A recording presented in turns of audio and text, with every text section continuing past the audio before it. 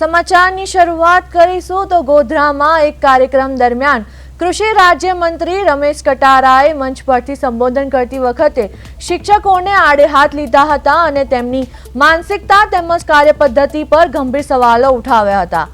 મંત્રીએ શિક્ષકોના વિરોધ પ્રદર્શન પર આકરા પ્રહારો કરતા જણાવ્યું હતું કે શિક્ષકોએ 8મા અને 10મા નાણાં પંચ સુધીના તમામ પ્રકારના આર્થિક લાભો મેળવી લીધા છે, તેમ છતાં તેમની ભૂખ ભાગતી નથી। ઉચ્ચ પગાર અને તમામ સરકારી સુવિધાઓ ભોગવ્યા બાદ પણ શિક્ષકો સરકાર સામે અવારનવાર વિરોધ પ્રદર્શનો કરતા રહે છે। તેમણે ઉમેર્યું કે આટલો મોટો પગાર લેવા છતાં શિક્ષકો પૂરતું કામ કરવા તૈયાર નથી।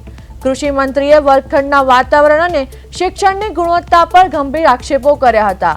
તેમણે જણાવ્યું કે આજનો શિક્ષક વર્ગખંડમાં બાળકોને ગુણવત્તાયુક્ત શિક્ષણ આપવાના બદલે પોતાના મોબાઈલ ફોનમાં વ્યસ્ત રહે છે। કૃષિ રાજ્ય મંત્રી રમેશ કટારાનું વિવાદિત નિવેદન સામે આવ્યું। શિક્ષકોના વિરોધ પ્રદર્શન પર વિવાદિત નિવેદન, શિક્ષકોની કાર્યપદ્ધતિ પર મંત્રીએ ઉઠાવ્યા સવાલ, ઊંચા પગાર, તમામ સુવિધા છતાં કામ નહીં।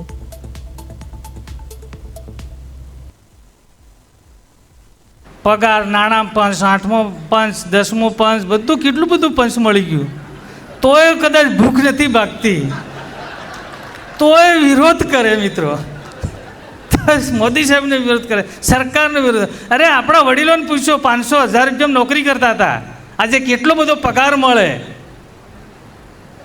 તો કામ કરવા તૈયાર નથી। ઘણી વખતે શિક્ષક હોય, બીજા હોય, રેશા પૈસા